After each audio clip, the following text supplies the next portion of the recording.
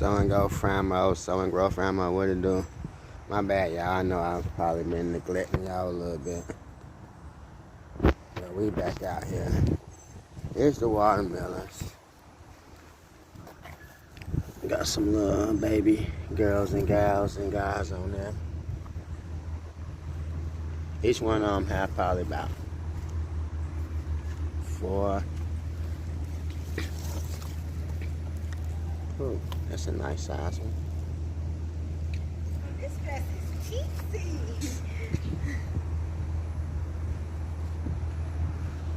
But yeah, that's the watermelon, you guys. Here's some more. We never transplanted these for them to get their own space, but they doing alright. Still got, what, 3 in there together.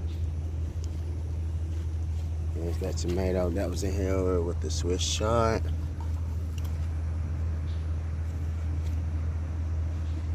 Of course, most of the Swiss chard and the lettuce is already gone. Squash. Got about 5 baby squash on the inside too that we've already harvested.